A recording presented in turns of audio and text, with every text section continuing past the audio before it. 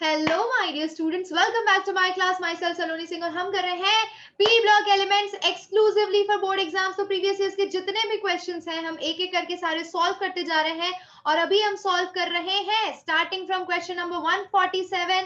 2 marks question पर हम focus करेंगे। यस बच्चा, ध्यान से देखिएगा 2 मार्क का क्वेश्चन और क्या लिखना है आपको इसमें answer. Name the 2 most important allotrope of sulphur. You know that one is monoclinic sulfur and second is rhombic sulfur. Correct? Monoclinic and rhombic sulfur, all of you can remember that. Question number 147, there it is on the screen. बोलोगे yes ma'am. Okay. अच्छा, monoclinic और rhombic sulphur को alpha and beta sulphur भी कहा जाता है. Okay, the stable form is rhombic and what happens when the stable form is heated above 370 Kelvin, तो वो बीटा फॉर्म में कन्वर्ट हो जाता है. So alpha get converted to beta. 370 kelvin तक वो अल्फा रहता है, 370 के ऊपर वो बीटा हो जाता है. This all we have done in the previous session. Okay okay, Pikachu, Pikachu, Pika, Pika. Yes, oh हाँ, I have given this example ना कि पहले वो पिकाचू वाले फॉर्म में होता है, 370 केल्विन के ऊपर विकसित रूप में आ जाता है. Raichu that is 370. Oh my God, wow. मैं खुद के एग्जाम्पल याद नहीं रखती, इंस्टेंटली आते हैं, बड़े क्रिएटिव आते हैं. कोई बात नहीं, कोई बात नहीं. जिनके भी लेक्चर थोड़े बहुत भी रह गए हैं उनके लिए अच्छी बात यह है कि सारे लेक्चर्स रिकॉर्डेड हैं. आप प्लेलिस्ट में जाके सारे वीडियो लेक्चर्स देख सकते हैं, कोई टेंशन वाली बात नहीं है. ठीक है, जो प्रीवियस के 2 बचे हैं वो भी मैं अपलोड कर दूंगी. Just give me some time till tomorrow. I can't do, 1 नवंबर को पक्का कर दूंगी. Okay, SO2 gas is passed through an aqueous solution of Fe3 plus salt. क्या होगा? SO2. बच्चा ये क्वेश्चन किया है हमने, सल्फर डाइऑक्साइड का क्वेश्चन है और हमने देखा था कि ये क्या कर लेता है. SO2 is a good reducing agent. Fe3 plus को किस में कन्वर्ट कर देता है? Fe2 प्लस में कन्वर्ट कर देता है. याद है ना? SO2 से ट्रीट किया था आपने. Very good. ये प्रीवियस सेशन में ही आपने ये कांड किया था मतलब ये क्वेश्चन किया था. Let's come to question number 156. Are you ready for question number 156? And there it is on the screen. हमें क्या करना है? H2SO3 का स्ट्रक्चर बनाना है. अब भाई ये कौन सा बड़ा काम हो गया? Question number 156. चलो बनाओ. कैसे बनाओगे? S का एक डबल बॉन्ड लगा दो O, फिर जो बचा है वो, अरे कोमल ने हाथ उठाया है बालिके. Very good. सबसे पहला काम होता है किसी भी रिएक्शन के अंदर कि उसके सल्फर को डबल बॉन्ड O लगाओ. अब देखो कितने सल्फर बचे, तो फिर से डबल बॉन्ड O लगाओ. तो 1 2 3 4 वैलेंसी सेटिस्फाई हो गई. 1 2 3 4 सेटिस्फाई हो गई. ये 5वीं हो गई और ये 6ठी हो गई. तो ये बन गया आपका H2SO3. Very good. Okay, in the same way H2SO4 बनाना है तो S डबल बॉन्ड O लगाइए. ठीक है, H2SO4. अरे भाई ये तो H2SO4 बना दिया मैंने, है ना? हाँ हाँ हाँ, सॉरी. ये 157 का आंसर है. This question is answer of question number 157. Okay, question number 156 का आंसर क्या होगा? सिंपल, एक लगाओ. यहाँ पे देखो, S डबल बॉन्ड O, यहाँ पे OH, यहाँ पे OH. 3 हो गए, 3 ही चाहिए ना, है ना? तो OH एक डबल बॉन्ड O लगाया, 1 2 3 और एक लोन पेयर बना दो. ठीक है, 1 2 3 4 बॉन्ड और एक लोन पेयर, ऐसा बनेगा. ठीक है, अगर आपको H2SO3 बनाना है, याद रखना, एक आपको लोन पेयर देना पड़ेगा, एक डबल बॉन्ड O देना पड़ेगा और बाकी OH देना पड़ेगा. तो ये आपका H2SO3 होगा. H2SO4 में S डबल बॉन्ड O 2 बनेंगे. ठीक है, और OH भी 2 होंगे. ठीक है, क्लियर? 149 रह गया क्या? अच्छा, हम देख लेंगे बच्चा, ऊपर जब जाएंगे तब देख लेंगे. चलिए आ जाइए, 158 करना है. 158, draw the structure of following H2S2O8, है ना? इसको ही बना लेते हैं. तो हमारे पास 2 सल्फर है. कभी भी सल्फर सल्फर का हमें डायरेक्ट लिंकेज नहीं करना है. लिंकेज के लिए हम किसका इस्तेमाल करेंगे? ऑक्सीजन का. हर सल्फर को एक डबल बॉन्ड O की सुविधा दी जाएगी. डबल बॉन्ड O की सुविधा देने के बाद अगर फिर भी उसकी वैलेंसी सेटिस्फाई नहीं होती तो 3 वैलेंसी तो सेटिस्फाई हो गई, OH लगा दो, 4थी हो गई, ये 5वीं हो गई. अब कितना बचा? तो 1 2 3 4 5, 5 वैलेंसी सेटिस्फाई हो गई. 1 2 3 4 5, इसकी भी 5 हो गई। छठी बनानी है, छठी का दूध याद दिलाते हैं इन्हें। अब मुझे बताइए ये क्या बना, अरे रे रे रे 158 कर रहे हैं ना, तो भैया H2S2O8 है, हाइड्रोजन 4 हो गए हमारे पास। कुछ गड़बड़ हो रही है यहाँ पर, कोई दिक्कत नहीं है, ठीक है, कोई दिक्कत नहीं है, हम वापस बना लेंगे। हमें ऑक्सीजन दो चाहिए होंगे बीच में, ध्यान से देखिएगा। क्वेश्चन नंबर 158, सल्फर सल्फर, हमें 2 ऑक्सीजन को बीच में डालना होगा। इस लिंकेज को क्या कहा जाता है बच्चों, जल्दी से बता दीजिए। This linkage is known as peroxy linkage, yes और no? Very good, peroxy linkage हो गया। ऑक्सीजन ऑक्सीजन की लिंकेज को परऑक्सी बोला। डबल बॉन्ड ओ ऊपर दीजिए, डबल बॉन्ड ओ ऊपर दीजिए, डबल बॉन्ड ओ नीचे दीजिए, डबल बॉन्ड ओ नीचे दीजिए। कितने ऑक्सीजन हुए? 1 2 3 4 5 6। कितने बचे? H2S2O8 बनाना है तो 2 और बच गए, तो उसको OH के फॉर्म में अटैच कर दीजिए। ये लीजिए OH, खत्म, बन गया आपका H2S2O8। Now it is correct. ध्यान रखना भाई, इसमें परऑक्सी लिंकेज है, ओके। चलो अभी नेक्स्ट पे आ जाते हैं। Draw the structure of following molecule H2S2O7। यहाँ पे परऑक्सी लिंकेज नहीं है क्योंकि यहाँ पे ऑक्सीजन 8 नहीं है। ध्यान से देखिएगा कैसे बनाएंगे। तो S, यहाँ पे ऑक्सीजन सिंगल रखिए, ठीक है, और फिर double bond O as it is लगाइए, ठीक है। डबल बॉन्ड O लगाने के बाद और डबल बॉन्ड O की सुविधा दीजिए। और हाइड्रोजन कितने हैं आपके पास? 2 है, तो ये लीजिए OH and OH। I think हो गया H2S2 एंड 1 2 3 4 5 6 7, H2S2O7 बन गया, खत्म। क्लियर है? H2S2O7 पायरोसल्फ्यूरिक एसिड, ये आपका पायरोसल्फ्यूरिक एसिड है, पायरोसल्फ्यूरिक एसिड। इस तरह के स्ट्रक्चर्स आते हैं एग्जाम में बनाने को, तो आपको आना चाहिए। चलिए अब अगले प्रश्न की तरफ आगे बढ़ते हैं। Right the structure of following species H2SO5। हाँ, H2S2O7 इज ओलियम, ठीक है। अब आ जाते हैं H2SO5 की तरफ। ये बहुत ही खतरनाक, एकदम एक्सेप्शनल एसिड है, इसे बोला जाता है कैरोज एसिड। कैरोज एसिड, ये याद रखिएगा, ऐसे भी जनरल, इन जनरल भी याद रखिएगा, ठीक है, कैसे बनता है। तो आपका कैरोज एसिड का स्ट्रक्चर थोड़ा सा डिफरेंट है। S double bond O double bond O, इतना आपने लिखा, ठीक है। तो ये हो गया 2 ऑक्सीजन और एक सल्फर सेटिस्फाई हुआ। अभी इसके अंदर OOH और एक OH आता है, इसका स्ट्रक्चर थोड़ा डिफरेंट होता है बच्चा, ये नोट डाउन कर लीजिए। कैरोज acid, I don't think this is in your text book, ये दिल्ली 2007 के पेपर में था, ठीक है। तो H2SO5 इस तरह से बनेगा। चलिए बहुत ही बढ़िया है। अगेन देखिए इसी तरह का क्वेश्चन रिपीट हुआ, देख रहे हैं? तो आपको ये चीजें बनानी आनी चाहिए। H2S2O7 oleum, sulphuric acid and sulphurous acid, ठीक है। अब मिस्टेक होगी नहीं होनी चाहिए। और अगर आप H2S2O8 लेते हैं तो उसके अंदर आपको क्या दिखाना होगा? परऑक्सी लिंकेज, ठीक है, परऑक्सी लिंकेज दिखाइएगा 2 सल्फर के बीच में। Okay, very good very good. चलिए अभी नेक्स्ट आगे बढ़ते हैं। Let's move to the next question. Very good बच्चों, आ जाइए नीचे। और ये देखिए हमारा अगला प्रश्न है सल्फ्यूरिक एसिड के कांटेक्ट प्रोसेस पे। कायदे से कांटेक्ट प्रोसेस आपके सिलेबस से हटा दिया है, हकाल दिया गया है 2021 से, ठीक है, पर कोई नहीं, हम एक बार फटाफट से देख लेते हैं। तो क्वेश्चन नंबर 162 देखिए, कांटेक्ट प्रोसेस में मैक्सिमम यील्ड के लिए आपको कौन कौन सी कंडीशन की आवश्यकता है? तो भाई आपको पता है कि SO2 को अगर आपको SO3 में कन्वर्ट करना है तो वेनेडियम पेंटाऑक्साइड का सहारा लेना पड़ेगा एज अ कैटलिस्ट, यस और नो? जल्दी से बताइए। Very good very good very good. अच्छा, यहाँ पे आपको एंथैल्पी ऑफ फॉर्मेशन, SO2 से SO3 जो फॉर्म होता है उस, अरे भाई ये रिएक्शन किसकी प्रेजेंस में होगा? दिस इज बेसिकली SO2 को ऑक्सीजन की प्रेजेंस में हीट करोगे तब SO3 बनेगा, और फिर फर्दर आप इक्वेशन को बैलेंस कर सकते हो, ठीक है। वेरी गुड, ऑक्सीजन की प्रेजेंस में आपको कैरी आउट करना है, ठीक है।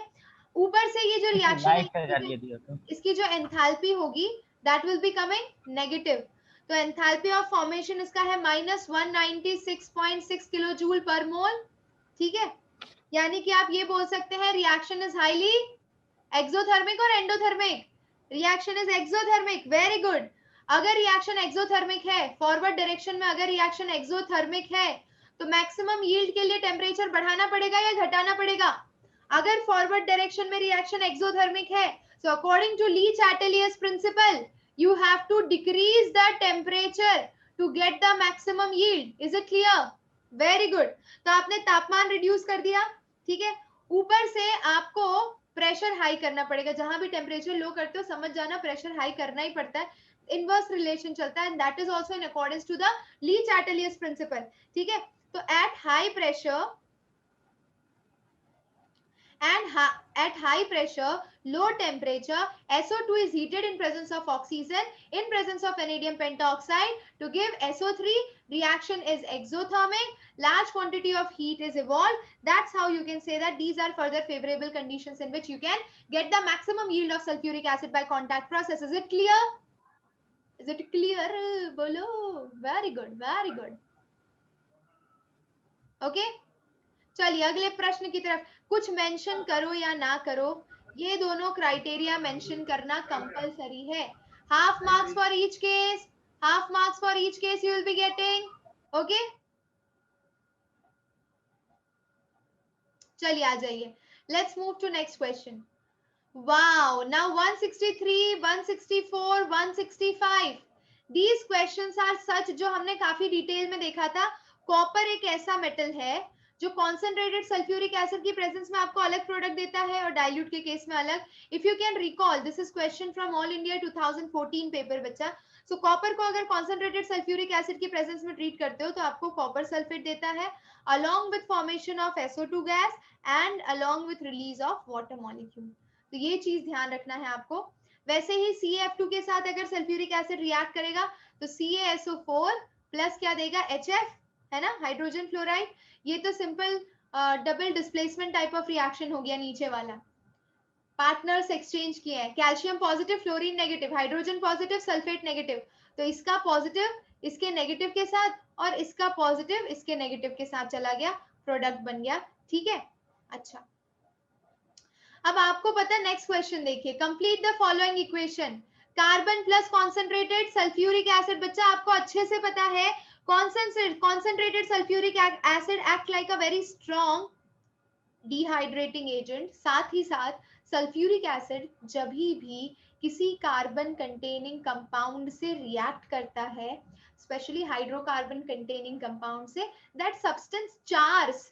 चार्ज मतलब अब देखो इस केस में अगर आपको रिएक्शन लिखनी है तो आप सिंपल लिखोगे, किसमें कन्वर्ट हो जाएगा, carbon dioxide, water, and it will generate SO2 as a byproduct। ठीक है, तो ये ऑल इंडिया 2014 का again a good question.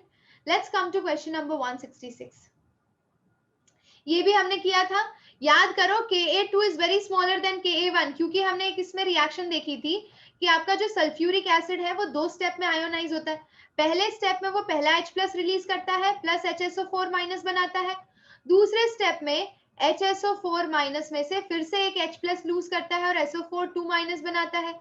First step में उसका आयोनाइजेशन ज्यादा होता है, so more number of H+ ion is generated in first step, more number of H+ ion is generated in first step. और क्योंकि H+ आयन का concentration या dissociation first step में ज्यादा होता है, H+ आयन का कंसंट्रेशन ज्यादा होगा और इसीलिए Ka की value will be very very high as compare to Ka2। समझ गए, है ना। जितने H+ ज्यादा होंगे, जो कि फर्स्ट स्टेप पे आयोनाइजेशन ज्यादा होता है, more the number of ions, more the number of H+ ion, more is the acidic character and more will be its Ka1 value first step वाली as compared to Ka2 value। खत्म, good. चलिए अब बढ़ते हैं question number 167 की तरफ। All India 2013 compartment के paper का बड़ा ही सुंदर सा प्रश्न है बच्चों। प्रश्न क्या कहता है, प्रश्न कहता है account for the following concentrated sulfuric acid have charring action on carbohydrate। कभी आपका मन हो तो है ना स्कूल में चीनी लेकर जाना, और स्कूल में चीनी लेकर जाओगे फिर क्या करोगे, तो सल्फ्यूरिक एसिड की जो बॉटल है ना उसके पास चीनी नीचे रखना और उसके ऊपर कॉन्सेंट्रेटेड सल्फ्यूरिक एसिड पोर करना, या फिर पेपर के ऊपर पोर करना या कपड़े के ऊपर गिराना, भाई वो एकदम मस्त जल के काला हो जाएगा। समझ रहे हो, हाँ जल के एकदम काला हो जाएगा और ये शुगर पे इसका इंपैक्ट मस्त दिखता है। तो शुगर का फॉर्मूला C12H22O11, इसके ऊपर हमें सल्फ्यूरिक एसिड का एक्शन स्टडी करना है, तो डालिए सल्फ्यूरिक एसिड, कॉन्सेंट्रेटेड डालिएगा, डाइल्यूट से कोई खास असर नहीं पड़ेगा। जब आप इसे नाखेंगे, नाखेंगे यानी गुजराती में डालेंगे, ठीक है, तो you will get 12 carbon atoms along with formation of water molecule. तो ये 4 हो जाता है, 4 हो जाता है यानी डायरेक्टली कार्बन में कन्वर्ट हो जाता है. Carbon is basically C. Carbon is C ना. Okay great. चलो आ जाओ, बढ़ते हैं अगले प्रश्न की तरफ.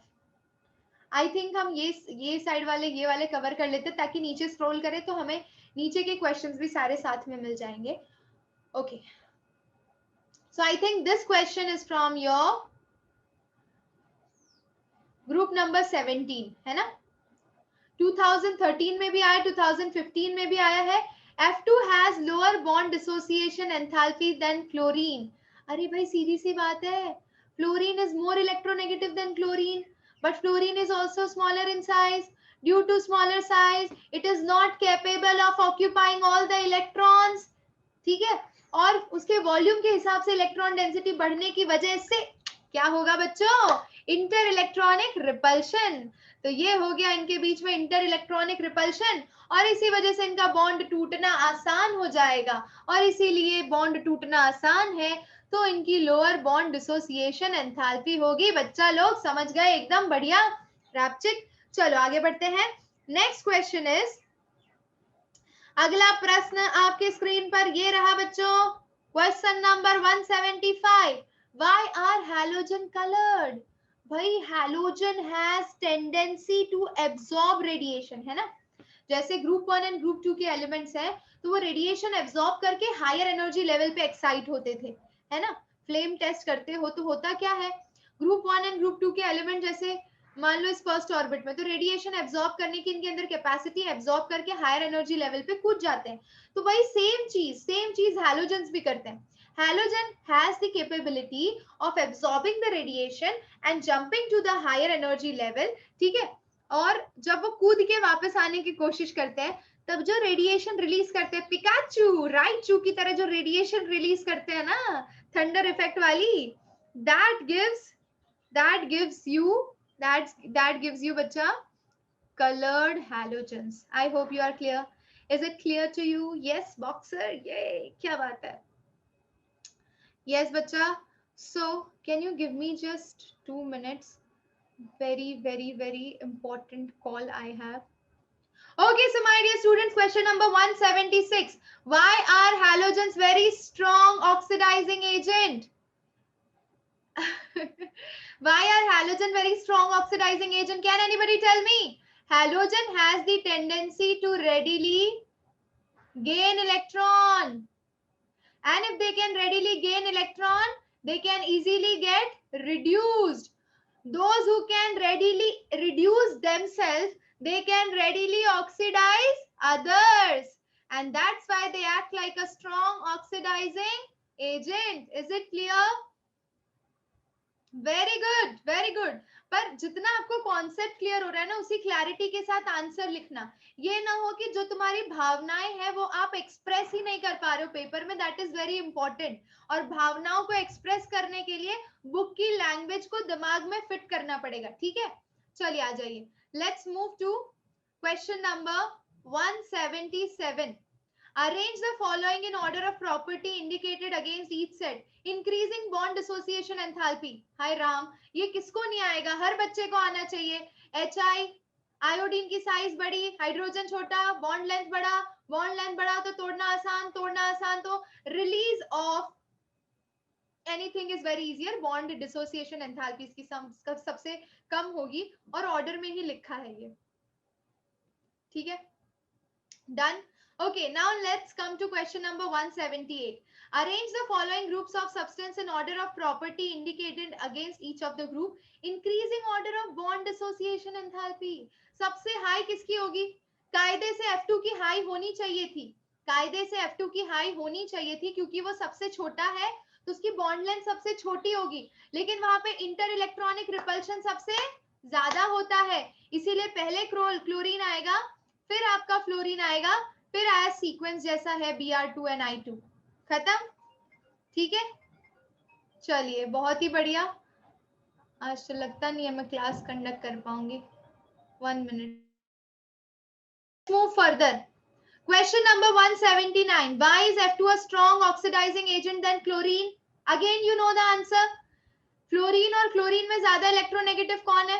फ्लोरीन और क्लोरीन में ज्यादा इलेक्ट्रोनेगेटिव कौन है बच्चा? Fluorine is more electronegative. Fluorine अगर ज्यादा इलेक्ट्रोनेगेटिव है तो उसकी इलेक्ट्रॉन एक्सेप्ट करने की टेंडेंसी क्लोरीन के कंपेयर में ज्यादा होगी. इलेक्ट्रोनेगेटिविटी की बात हो रही है, तो ये ज्यादा रेडिली एक्सेप्ट कर सकता है. रेडिली एक्सेप्ट कर सकता है तो ये रेडिली रिड्यूस होगा. अगर ये रेडिली रिड्यूस होगा तो दूसरों को अच्छे से ऑक्सीडाइज करेगा, और दूसरों को अच्छे से ऑक्सीडाइज करेगा तो F2 is a strong oxidising agent. Any doubt in this case? नहीं होना चाहिए. चलिए बहुत ही बढ़िया. Let's move down downtown and we reach to question number 180. Yes? Wow. Here we have another question. Okay. 180. Assign the reason for the following. HCl is a stronger acid than HF, though fluorine is more electronegative than chlorine. Array tendency to release H plus determines which is stronger acid. समझ रहे हो? So in case of HCl, since chlorine is bigger in size, hydrogen is smaller in size, bond length is more, we can break them easily, can release H plus easily, and that's why HCl is a stronger acid as compared to HF. Is it clear? ठीक है, very good. No no no, hydrogen bonding का यहाँ पे काम नहीं है बच्चा. Hydrogen bonding की जरूरत नहीं है आपको. ठीक है. Yes, let's come down. Question number 181. Fluorine does not exhibit positive oxidation state. क्यों दिखाएगा? Fluorine is the most electronegative element of the periodic table and that's why it never shows negative oxidation state. Is it clear to you? Very good. चलिए, very good, very good, very good. Let's come to question number 182. है ना? Fluorine exhibit only -1 oxidation state, whereas other halogen exhibit all these oxidation state. Why is it so? You can write the answer now. Fluorine most electronegative है, so उसके compare में हम कभी भी दूसरे elements को रखेंगे तो वो उससे इलेक्ट्रो पॉजिटिव होंगे, तो बाकी सब तो पॉजिटिव दिखाएंगे, फ्लोरीन नहीं दिखा सकता. साथ ही साथ उसके पास डी ऑर्बिटल भी नहीं है, तो दोनों रीजन मेंशन करिएगा. Don't just reside with one reason, mention both the reasons for this case. Okay, now come to question number 183. HF is okay, this is again repetition. HF weak acid है, HCl strong है, क्योंकि HCl का H आसानी से release हो जाता है, क्योंकि बॉन्ड डिसोसिएट आसानी से हो जाता है. 184. HF is not stored in glass bottle, but it is kept in wax coated bottles. अब ये आया question, है ना? This is the question now that you should answer.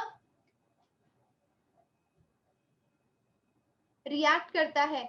HF is not stored in glass bottles, but HF देखिए highly explosive in nature. HF के अगर आपने haloalkanes and haloarenes पढ़ा है तो उसमें भी आपने देखा था कि फ्लोराइड्स बनाने के लिए हम एक स्पेशल मेथड का यूज करते थे. If you can recall, iodide बनाने के लिए फिंकलस्टेन और फ्लोराइड बनाने के लिए हम यूज करते थे स्वार्ट्ज रिएक्शन. क्यों? क्योंकि HF के जो रिएक्शंस होते हैं वो हाईली रिएक्टिव तो नहीं बोल सकते, पर हाईली एक्सप्लोजिव होते हैं, हाईली एक्सप्लोजिव इन नेचर. ठीक है. अगर मैं 184 को एकदम विस्तार में प्रॉपर्ली आंसर करना चाहूं तो what you can write, HF acid attacks glass with the formation of fluorosilicate ions. ठीक है. HF क्या करता है? ग्लास में क्या होता है? सल्फर होता है. ठीक है. ग्लास में क्या होता है? सल्फर होता है. HF जब सल्फर के साथ, यानी ग्लास के अंदर जो सल्फर है उसके साथ अगर रिएक्ट करेगा बच्चा, तो क्या फॉर्म करेगा? It is going to form fluorosilicate ions. Fluorosilicate ions. और fluorosilicate ions फॉर्म होने की वजह से हमें क्योंकि रिएक्शंस को प्रिवेंट करना है, इसीलिए हम वैक्स की कोटिंग कर देते हैं. ठीक है. इनफैक्ट कई बार ये एक्सप्लोजिव भी बिहेव कर सकता है ग्लास के साथ. If your material is such, not only sulphur, अगर कोई दूसरा मटीरियल है तो ये एक्सप्लोजिव भी हो सकता है in nature. So both the reasons you can mention for this question. All India 2013 के पेपर में था ये क्वेश्चन. चलिए अभी आगे बढ़ते हैं. ये कॉन्टैक्ट प्रोसेस वाले सारे क्वेश्चन वैसे ही हैं. कौन से नेसेसरी कंडीशन है, रिएक्शन कंडीशन क्या चाहिए, कैटलिस्ट क्या चाहिए, मैक्सिमम यील्ड के लिए क्या चाहिए, यही सारी चीजें हैं. ठीक है. तो we will not repeat those questions again and we will try to move down towards question number 185. है ना? Despite lower value of its electron gain enthalpy with negative sign, fluorine is a stronger oxidizing agent than chlorine. अरे electron gain enthalpy की बात क्या है? Electron को अंदर रखने की बात हो रही है. और ऑक्सीडाइजिंग एजेंट यानी कि या फिर रिड्यूसिंग एजेंट यानी कि कायदे से देखें अगर मैं F2 और Cl2 की बात करूं, ठीक है, all India 2012, I would love to check the language which we can use for this case. Question number 185, it is similar to question number 179. अगर आपके पास पीडीएफ है तो do check question number 179. Fluorine एक स्ट्रॉन्ग ऑक्सीडाइजिंग एजेंट है. और क्यों strong oxidising agent है मैंने आपको अभी थोड़ी देर पहले बताया, क्योंकि मोस्ट इलेक्ट्रोनेगेटिव एलिमेंट है, तो it can readily accept electron. अगर वो इलेक्ट्रॉन रेडिली एक्सेप्ट करता है तो वो इजीली रिड्यूस होता है. वो इजीली रिड्यूस होता है तो वो सीधी सी बात है स्ट्रॉन्ग ऑक्सीडाइजिंग एजेंट की तरह एक्ट करेगा. बात खत्म. ठीक है, चलिए now come to question number 186. Despite having greater polarity, hydrogen fluoride boils at a lower temperature than water. Hydrogen fluoride क्यों कम टेम्परेचर पे बॉईल होता है? At a lower temperature than water. HF and H2O की बात कर रहे हैं ना.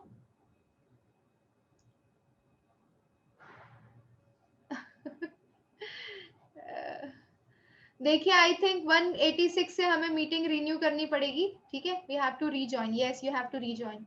Okay okay, so my dear students, question number 185 देखते हैं. 185 is done. 186. Despite having greater polarity, hydrogen fluoride boils at a lower temperature than water. तो भाई ये हाइड्रोजन फ्लोराइड लिया आपने और एक आपने वाटर लिया. मुझे बताइए एक्सटेंट ऑफ हाइड्रोजन बॉन्डिंग किसमें ज्यादा होगी? एक्सटेंट ऑफ हाइड्रोजन बॉन्डिंग किसमें ज्यादा होगी? ये H2O है. H2O कितने हाइड्रोजन बॉन्ड बना सकता है? H2O can form 4 hydrogen bond. H2O 4 hydrogen bond बनाता है. पता है कैसे? जिन बच्चों को भी 2 लगता है वो गलत लगता है अभी तक. अभी यहां से समझ लीजिए. ये देखिए, ये पहले वाटर मॉलिक्यूल के साथ, ये दूसरे वाटर मॉलिक्यूल के साथ, और बाकी लोन पेयर्स के साथ.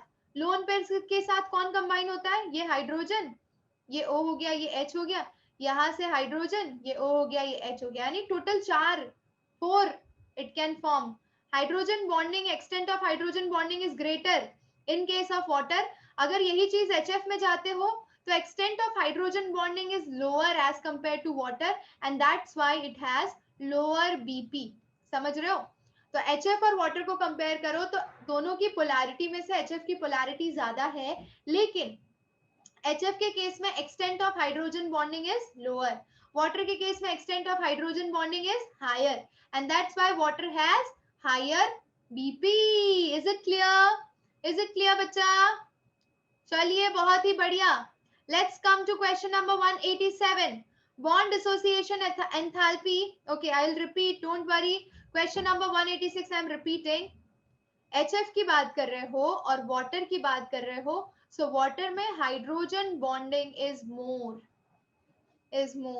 Each molecule of water can form 4 hydrogen bond. But when you are talking about HF, extent of hydrogen bonding is weaker in case of HF. तो जिसमें हाइड्रोजन बॉन्डिंग ज्यादा होगा, सीधी सी बात है, उसका boiling point will be high. Is it clear? Okay.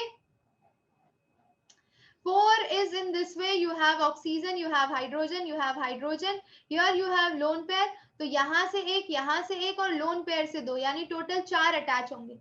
4 attachment will be possible. Okay, you have to take lone pair into consideration for water molecules because they act like a negatively charged electron density center.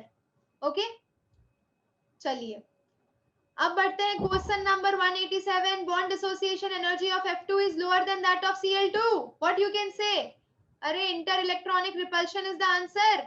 Inter electronic repulsion. I think you will remember all the answer here only. आपको कुछ करने की जरूरत ही नहीं है, सब याद हो गया है, सब याद हो गया है ना. यस, चलिए let's move down towards where. Explain giving reason for the following situation. In aqueous medium, HF is a stronger acid than HCl is a stronger acid than HF. Okay, now this is a good question. Question number 188 है ना. Aqueous medium में आपका HCl strong acid है HF के compare में because bond dissociation enthalpy of HCl is lower than HF. अरे ये तो पता ही था. हाँ, ये हाइड्रोजन आसानी से देता है, क्लोरीन बड़ा है, हाइड्रोजन छोटा है, तोड़ो आसानी से H+ रिलीज करो. कब से तो यही पढ़ रहे हैं, कोई दिक्कत नहीं है. 189 हो गया है, I will not repeat. Question number 190. Arrange this in order of increasing acidic strength. HI is the strongest acid क्योंकि बॉन्ड ब्रेक करना सबसे आसान. चलिए बढ़िया. 191. Electron gain enthalpy with negative sign for fluorine is less than that of chlorine because fluorine can not accommodate electron in its small volume. Size बहुत ही छोटी है, स्मॉल साइज की वजह से वो उसे एकोमोडेट नहीं कर पाता है, इसीलिए उसकी इलेक्ट्रॉन गेन एंथैल्पी की वैल्यू ज्यादा नेगेटिव नहीं है. ओके चलिए question number 192. How would you account for the following? Halogen are strong oxidizing agent. Again, you know the answer. They have tendency to accept electron. Electron acceptors readily reduce. Those who readily reduce act like a strong oxidizing agent. Finish? Okay. चलिए question number 201. ये 193 के बाद नीचे continue करेंगे बाद में. 201. Compare the oxidising action of F2 and Cl2. बताइए कौन ज्यादा स्ट्रॉन्ग होगा? Which will be the stronger oxidizing agent among F2 and Cl2? सीधी सी बात है F2 होगा. क्यों भाई? क्योंकि उसकी इलेक्ट्रॉन एक्सेप्ट करने की टेंडेंसी फ्लोरीन के कंपेयर में ज्यादा है फ्लोरीन की. अरे भाई अभी थोड़ी देर पहले किया था. F2 and Cl2 के कंपेयर में F2 की ऑक्सीडाइजिंग प्रॉपर्टी ज्यादा होगी. समझ रहे हो? Okay. Question number 201 is also clear to you? Yes. Okay. तो भाई अगर हम 201 के प्रॉपर रीजंस लिख लो इफ यू वांट. बच्चा ऐसे क्वेश्चन और भी ऊपर ट्विस्टेड आए थे. Write proper reason. Oxidising action of fluorine and fluorine considering parameters such as bond dissociation enthalpy, electron gain enthalpy and hydration enthalpy. तीनों फैक्टर आपको ध्यान में रखना है, फिर आपको बातें लिखनी है. ठीक है. तो क्वेश्चन नंबर 201 के लिए ध्यान से सुनिएगा. एक तो हमारे फ्लोरीन की स्मॉल साइज है. ठीक है. पहला फैक्टर. आपके आंसर में क्या क्या इंक्लूड होने चाहिए की पॉइंट्स. स्मॉल साइज होना, स्मॉल साइज है इसका. Electron gain enthalpy EGE is less negative. ठीक है. लेकिन और थर्ड इसका लो डिसोसिएशन, लो बॉन्ड डिसोसिएशन एंथैल्पी है. ठीक है. इंटर इलेक्ट्रॉनिक रिपल्शन की वजह से. लेकिन चौथा फैक्टर जो यहाँ पे दिया हाइड्रेशन एंथैल्पी, वो उसकी हाई है. Hydration enthalpy is high. Hydration enthalpy किसकी हाई होती है? जो सबसे छोटा आयन होता है. कहने का मतलब जरा देखिए, अगर मैं कंपेयर करूं ग्रुप 1 के एलिमेंट्स को और मेरे पास है Li plus Na plus K plus. ठीक है. तो इन तीनों में से सबसे ज्यादा हाइड्रेशन एंथैल्पी किसकी होगी? Li प्लस की होगी. क्योंकि Li प्लस सबसे ज्यादा छोटा है तो उससे सबसे ज्यादा वाटर मॉलिक्यूल अटैच हो जाएंगे, और सबसे ज्यादा वाटर मॉलिक्यूल अटैच हो जाएंगे तो Li प्लस हाइड्रेशन होने के बाद सबसे बड़ा आयन हो जाएगा. देखो एक बहुत अच्छी बात बताती हूँ यहाँ पे. हाइड्रेशन से पहले Li प्लस सबसे छोटा था. हाइड्रेशन के बाद Li प्लस सबसे बड़ा हो जाएगा क्योंकि maximum number of water molecule will surround Li plus and it will increase in size. तो अगर आपसे कोई पूछे कि लिथियम कंटेनिंग सॉल्ट है एंड सोडियम कंटेनिंग सॉल्ट है और आपने उन्हें पानी में डाल रखा है, तो किसकी इलेक्ट्रिकल कंडक्टिविटी हाई होगी? अब इलेक्ट्रिकल कंडक्टिविटी तो इस चीज पे भी डिपेंड करेगी कि कौन सा आयन कितना फास्ट मूव करता है अपने इलेक्ट्रोड की तरफ. ठीक है. तो अगर आपका Li प्लस है और Na प्लस ऑप्शन में है तो आपको ऐसा लगेगा कि जो छोटा वाला आयन है वो फुर्ती से भागेगा इलेक्ट्रोड की तरफ और उसकी कंडक्टिविटी हाई होगी. लेकिन हाइड्रेशन होने के बाद Li प्लस साइज में बड़ा हो जाता है और सोडियम फुर्ती से, सोडियम का आयन फुर्ती में भागेगा. समझ रहे हो? तो ये कॉन्सेप्ट पूरा है हाइड्रेशन एंथैल्पी का. हाइड्रेशन एंथैल्पी सबसे ज्यादा हाइड्रेशन होता है सबसे छोटे आयन का. जो आयन सबसे छोटा होगा सबसे ज्यादा हाइड्रेटेड होगा. फ्लोरीन के केस में उसकी हाइड्रेशन एंथैल्पी सबसे हाई है. और ये जो हाइड्रोजन एंथैल्पी है that will compensate for the less negative value of electron gain enthalpy. समझ रहे हो? हमें पता है कि इलेक्ट्रॉन गेन एंथैल्पी इसकी नेगेटिव है तो उस हिसाब से नहीं होना चाहिए. नेगेटिव, कम नेगेटिव है इसलिए उस हिसाब से नहीं होना चाहिए. लेकिन उसकी हाइड्रेशन एंथैल्पी हाई है and that overpowers, that is OP. OP hydration enthalpy is OP. overpowering electron gain enthalpy, and that's why you can say that for the case of fluorine and chlorine, fluorine is a stronger oxidizing agent. I hope you understood this question very well. Is it clear? Okay. Chaliye, let's move to next one. This is done. 202 is done. Any doubt for question number 202? नहीं होना चाहिए. Strongest bond dissociation enthalpy, you have to arrange them in that order. You know that. Acidic strength, you know that. 203 पे आ जाइए. Group 17 के relative oxidizing power of halogen.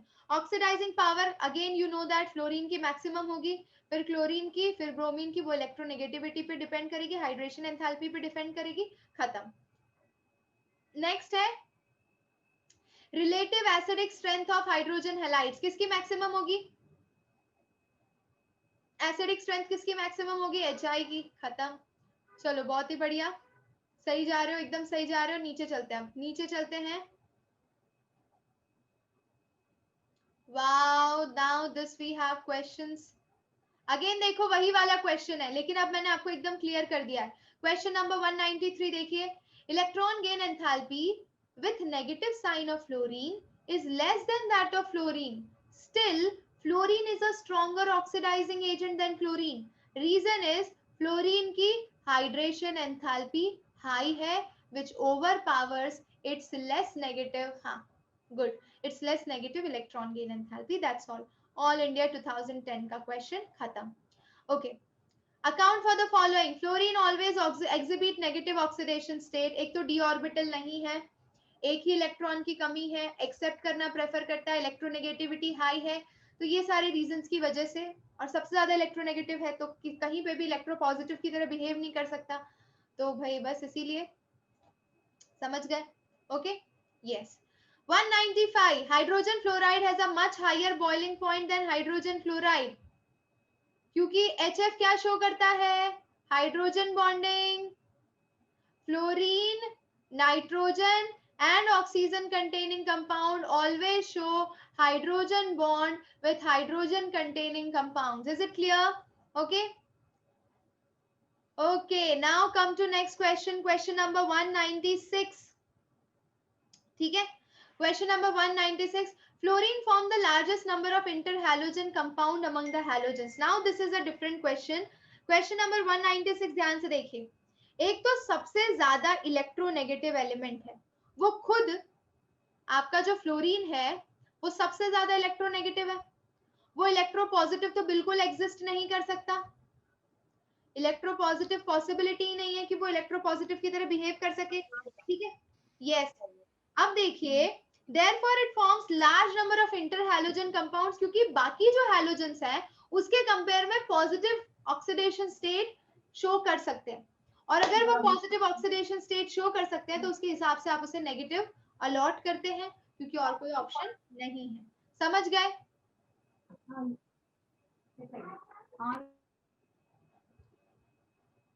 Okay, चलिए.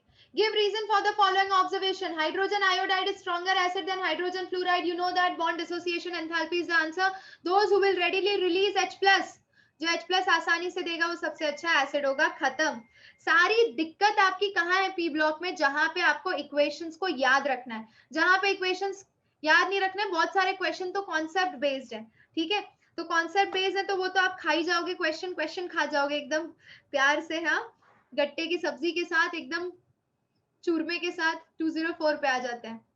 Right balanced equation for the following. Chlorine reacts with dry slate lime. क्या बनता है? Bleaching powder.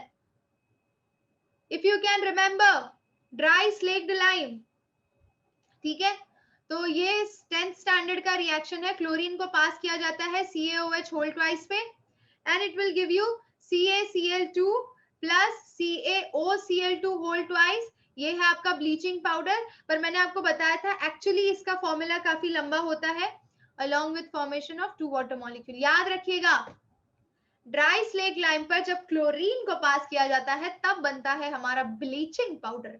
Okay, name 2 poisonous gases which can be prepared from chlorine gas. Tear gas, याद है आपको tear gas? हाँ. Question number 205. Mustard gas, tear gas. Tear gas बना सकते हो इससे. मस्टर्ड गैस बना सकते हो, यूजेस में है ये बेसिकली क्लोरीन के। और एक और बना सकते हो, क्या बना सकते हो, क्या बना सकते हो, क्या, फॉस्फीन था आई गेस, है ना, फॉस्फीन था कि फॉस्जीन था, फॉस्जीन था, फॉस्जीन भी बना सकते हो। 3 चीजें बन सकती है इससे, तीनों पॉइजनस। चलो अभी अगला प्रश्न 206, 2,06,000 रुपए के लिए। ये हमारा दूसरा चरण है, sorry. Bleaching of flower by chlorine is permanent while that of SO2 is temporary. This is a good question. अक्सर आप देखेंगे कि जो भी इंडस्ट्रियल प्रोसेस है उसमें क्लोरीन को ऑक्सीजन से रिप्लेस करने की कोशिश की जा रही है। आपको पता है SO2 में नेसेंट ऑक्सीजन से ब्लीचिंग होगी और क्लोरीन में chlorine itself carry out the bleaching action. लेकिन क्लोरीन का जो ब्लीचिंग एक्शन होता है वो परमानेंट होता है, SO2 का टेम्पररी होता है। अगर आपने वैनिश प्रोडक्ट यूज किया है तो उसके अंदर SO2 यूज किया जाता है या ओजोन यूज किया जाता है, जिसमें ऑक्सीजन से आपको टेम्पररी ब्लीचिंग या ऐसी ब्लीचिंग जो उतनी हार्म नहीं करती एनवायरमेंट को जितनी क्लोरीन कर सकता है, वो चीजें मिलती है। तो होता क्या है, देखिए क्लोरीन के साथ क्या होता है। Chlorine is due to oxidation of colored substance to colorless substance by nascent oxygen. Since the bleaching action of chlorine is due to oxidation and that of SO2 is due to reduction, समझ जाओ, chlorine का जो bleaching action है वो oxidation की वजह से होता है और SO2 का जो ब्लीचिंग एक्शन है वो रिडक्शन की वजह से दिखाई देता है। ठीक है,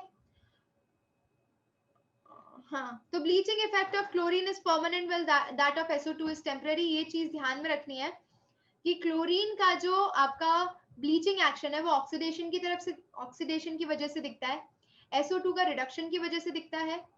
and that's how you can say that chlorine का टेम्पररी है एंड SO2 का, सॉरी, क्लोरीन का परमानेंट है और SO2 का टेम्पररी है। Okay, question number 207, 207 question number ध्यान से देखिए। आपके पास NaOH और क्लोरीन से ट्रीट कर रहे हैं, क्या बनाएगा, NaCl plus NaClO3 plus Cl2। किस कंडीशन में, हॉट एंड कॉन्सेंट्रेटेड है तब, हॉट एंड कॉन्सेंट्रेटेड नहीं है, डाइल्यूट एंड कोल्ड है, तो NaClO फॉर्म होता है एज अ बाई प्रोडक्ट। बाकी सारी चीजें सेम रहेगी, यहाँ पे NaClO फॉर्म होता है, याद है ना, ठीक है, बहुत ही बढ़िया। नीचे बढ़ो, नीचे बढ़ो, जल्दी करो। मैक्सिमम क्वेश्चंस हमने ग्रुप 17 के कवर कर लिए हैं। We are on question number, this last page we will cover and then we will wind up our today's session.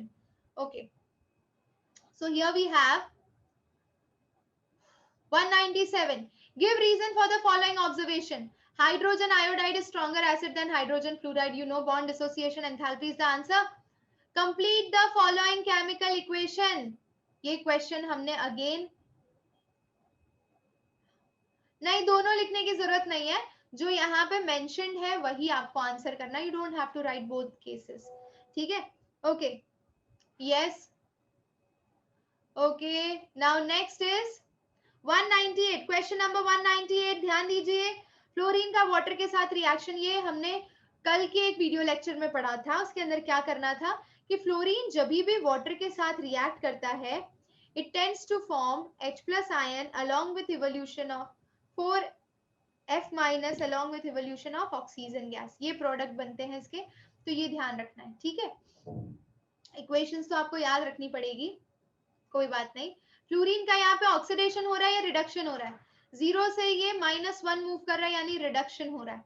ठीक है, ओके, रिडक्शन हो रहा है, वही तो उसकी टेंडेंसी है, वो एक अच्छा ऑक्सीडाइजिंग एजेंट है। ठीक है, चलो next.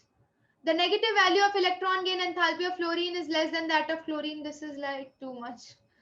Inter-electronic repulsion is the answer.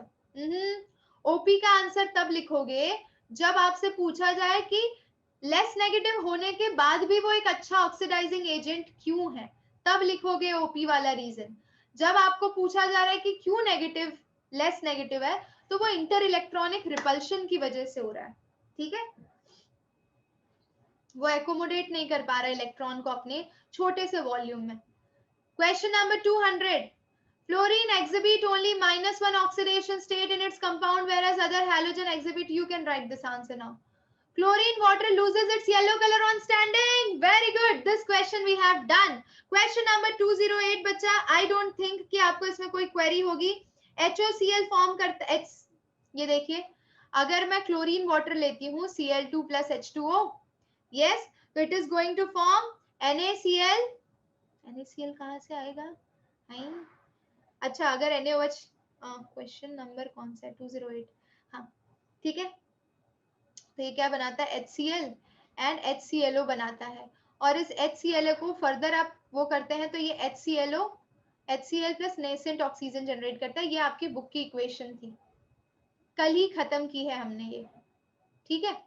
यानी standing water of chlorine loses it's yellow colour because on regular decomposition it will give you HCl plus HClO, which on further decomposition will give you HCl and then nascent oxygen, ठीक है। complete the following reaction, NaOH and chlorine. यहाँ पे NaOH आपका कैसा है? Dilute है, हाँ dilute है। क्लोरीन के साथ रिएक्ट करेगा तो अभी किया था हमने, NaCl plus NaClO बनेगा, और कॉन्सेंट्रेटेड में क्या बन रहा था? NaClO3 बन रहा था। याद हो गया होगा अब तक इक्वेशन आपको। क्लोरीन अगर कॉन्सेंट्रेटेड NaOH के साथ रिएक्ट करता है तो वो क्या बना रहा था? NaClO3, और अगर डाइल्यूट के साथ रिएक्ट कर रहा है तो NaClO बना रहा है, ठीक है। Any doubt? पानी तो रख ही देना साथ में, हाँ। अभी ये कंप्लीट द रिएक्शन देखो 210, ये बड़ा गलत क्वेश्चन पूछा है क्योंकि इन लोगों ने लिखा नहीं है, कोल्ड है कि हॉट है कि डाइल्यूट है, तो दोनों लिख देना ऐसे केस में, ठीक है। 211 में आ जाओ, complete the following reaction equation, iodine water and chlorine, ये आयोडिक एसिड बनाता है HiO3 along with formation of HCl, iodic acid, this name is iodic acid, ठीक है। So that's all with this page. I think we have covered maximum amount of questions. If you want, we can continue with this page also, ठीक है, or else fine. So this you can do on your own, no problem, कर लियो खुद। अब इतना है कुछ नहीं, क्योंकि जो भी देखिए आगे के क्वेश्चंस हैं ये फ्रेश है अभी आपके दिमाग में। स्ट्रक्चर ऑफ BrF3 कैसे बनाना है, वो इंटर हैलोजन कंपाउंड्स वाला टेबल था। ICl more reactive than iodine, क्योंकि इंटर हैलोजन कंपाउंड का बॉन्ड लेंथ वीक होता है तो टूट जाता है आसानी से, इसीलिए वो ज्यादा रिएक्टिव होता है। ClF3 का स्ट्रक्चर बनाना है, फिर draw the structure of BrF3। देखिए BrF3 का स्ट्रक्चर कितना इंपॉर्टेंट है, कोई एग्जाम ऐसा नहीं है जहां पे इसको ना पूछा गया हो, हर एग्जाम ऑलमोस्ट पूछ रहा है, ठीक है। Formula and describe the structure of noble gaseous species which is isostructural with BrO3, then this F2 and Cl2. You can interhalogen compound again. So oxo acids of halogen, this and interhalogen compounds are quite easier, you can do on your own. Yes, okay. So I think we can wind up our session from here. It was a great session, I enjoyed taking it, I hope you also enjoyed. Try to finish all these questions, I have shared the PDF with you. What else you can do is, thank you so much for watching.